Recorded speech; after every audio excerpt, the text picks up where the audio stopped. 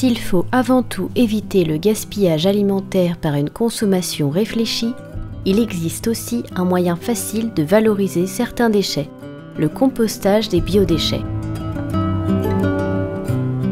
Ce sont les déchets biodégradables alimentaires et verts, épluchures, fruits et légumes abîmés, parties de plantes fraîches et sèches. Ces matières organiques composent jusqu'à 50% de nos poubelles.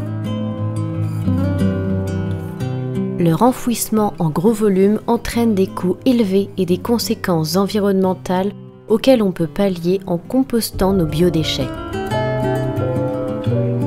À Maurice, c'est, par jour, environ 750 tonnes de biodéchets alimentaires et verts qui arrivent à Marchicose. À grande échelle, on pourrait les valoriser en biogaz pour produire de l'électricité. Mais on peut tout aussi bien les valoriser à la source en les compostant chez soi. Le compostage s'inspire du processus de décomposition des déchets organiques dans la nature. Les éléments climatiques et les organismes vivants dans le sol décomposent feuilles, branches et fruits qui tombent et les transforment en humus, ce compost qui nourrit la terre et les plantes. C'est l'action combinée de l'eau, de l'air et de micro-organismes favorables qui transforme ainsi les biodéchets. Il suffit de reproduire ce procédé chez soi pour produire du compost. On peut composter en tas, dans un trou, à l'aide de vers de terre dans un contenant ou dans un composteur. Un compostage bien géré ne produit pas de mauvaises odeurs.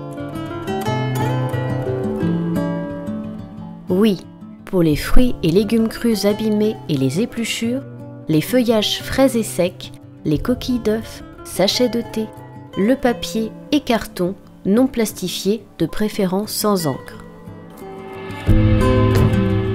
À éviter, les végétaux et bois traités et trop de zeste d'agrumes.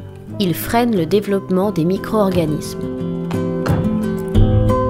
Non, pour les viandes, fruits de mer et leurs restes, très longs à décomposer. Pas de matières grasses, de produits transformés et cuisinés. Cela attire les rongeurs et développe des moisissures néfastes au compostage. Composter nos biodéchets est simple à mettre en pratique. Ainsi, on réduit significativement nos déchets et on dispose d'un engrais sain pour nos plantes, écologique et économique. Ce recyclage naturel se fait en 3 étapes. Rendez-vous à la prochaine vidéo pour en savoir plus. Une initiative de l'ONG Mission Verte avec le soutien de nos partenaires.